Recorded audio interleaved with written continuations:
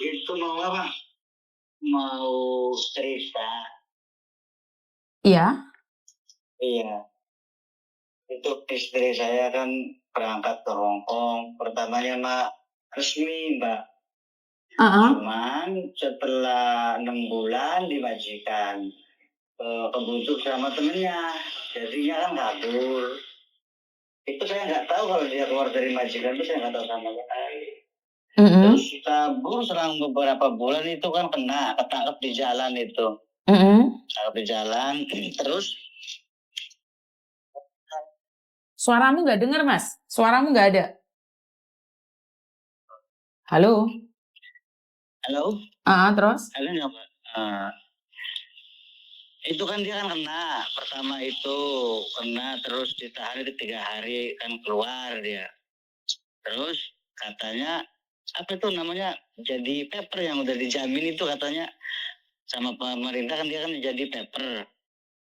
Nah, terus Senin lalu itu dia ketangkap lagi tapi tempatnya di resto Mbak. Terus sampai sekarang itu belum ada kabar sama sekali. Ya, kalau ketangkap di restoran itu berarti dia kan jadi paperan nggak boleh kerja. Iya. Nah, kenapa dia kerja? Kenapa dia kerja?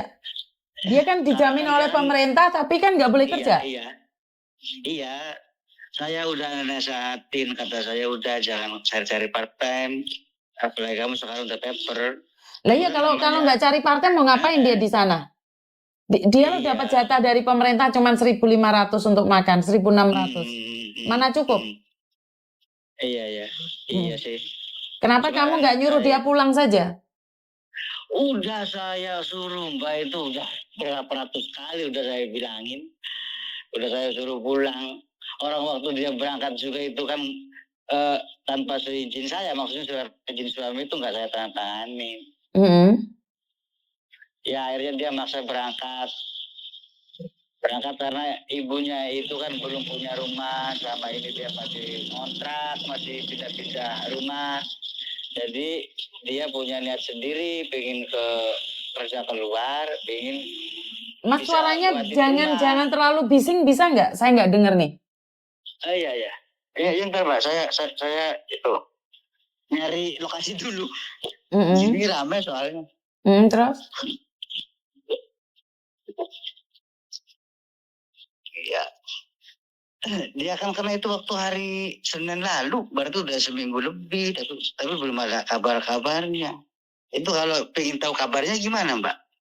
Iya, nggak bisa. Nggak bisa. Kalau ada yang besuk gimana, bisa nggak itu? Nggak bisa. Di penjara Hong Kong nggak bisa dibesuk. Kecuali dia sendiri yang dari dalam minta dibesuk. Oh gitu ya. Betul. Makanya sampai sekarang belum ada kabar. Kayak ibunya kan nyariin, lagi sakit, terus anak-anaknya juga masih kecil-kecil ya. Ya itu kan resiko kalau ke luar negeri, paperan apalagi baru setengah tahun nih. Terus bekerja di restoran. Penjaranya sekarang kurang lebih 1 tahun 3 bulan atau 1 tahun 6 bulan.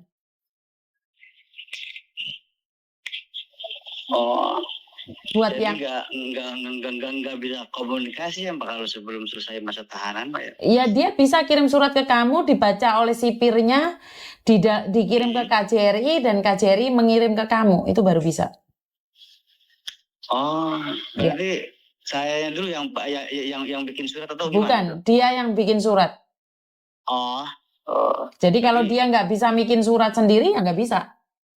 Jadi dia harus bikin surat, dikasihkan ke sipir dibaca, terus dikasihkan ke KJRI, KJRI dibaca, terus dikirimkan ke kamu. Terus saat kamu membalas harus dibaca dulu sama KJRI. Setelah dibaca sama KJRI harus dikasihkan ke sipir, dibaca ke sipir, baru dikasihkan ke dia. Oh, saya soalnya kan ibaratnya baru tahu kalau prosedurnya kayak gitu. Iya. Karena istrimu mungkin terpesona dengan janji-janji palsu di luar. Dia masih baru 6 bulan di Hong Kong, mana mungkin dia seperti itu. Iya, itu kan dia juga maksudnya keluar dari majikan itu tanpa sepengetahuan kita di sini keluarganya nggak tahu awalnya kalau dia ibaratnya kabur dari majikan, nggak ada yang tahu. Makanya kalau dia sudah berani mengambil keputusan kabur dari majikan, padahal dia baru 6 bulan di Hong Kong, ya berarti dia sudah kayak Suhu. Yang Suhu aja nggak berani keluar rumah majikan. Iya. Ya kalau udah saya bilangin, tapi ya gimana lagi, namanya musibah, terus kayak dia juga nggak nurut. Ya nggak apa-apa kan, sekarang dicoba. Kasihan.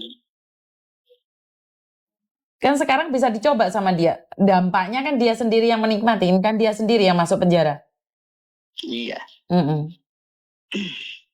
Tadinya dia juga, maksudnya tadinya sih mau niat pulang bulan 12, nggak taunya kan itu habis Ramadan. Jadi Senin kemarin itu minggu kemarin karena dia di restoran sama temannya, kalau temannya belum jadi paper. Sama aja, jadi paper atau enggak sama aja. Tetap ditangkap. Sama aja ya. Ya iyalah, tetap ditangkap lah. Kan itu ilegal. Kalau ilegal diresmikan ya orang resmi lari semua lah.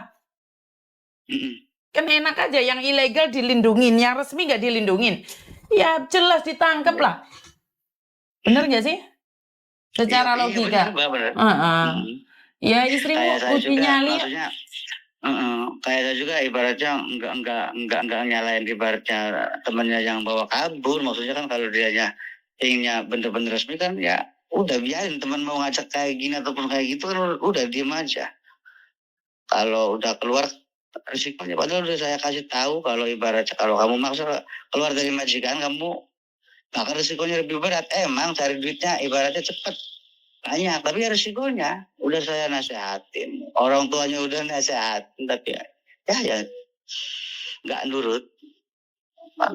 Kalau udah kayak gini kan kita yang di sini yang bingung, ibunya lagi sakit, anak-anaknya masih kecil-kecil. Iya. Kenapa menghubungi saya nih Pak? Kenapa berpikir untuk menghubungi saya? Ya ada teman katanya coba aja Mas hubungin ke itu Miss Yuni, siapa tahu bisa bantu. Terus kan saya kan cari-cari itu nomornya, akhirnya kan ketemu.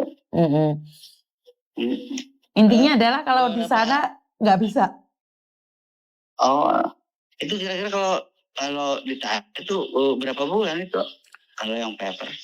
Kalau yang paper nggak paper, bekerja secara ilegal, ancamannya adalah 1,5 tahun. Tapi saya nggak tahu dia kena berapa. Iya. Ya udah Mbak, makasih. Maksudnya kan kayaknya udah jelas, sudah tahu. Oke, kalau siap. Kayak gitu ya. Oke, terima kasih. Terima kasih.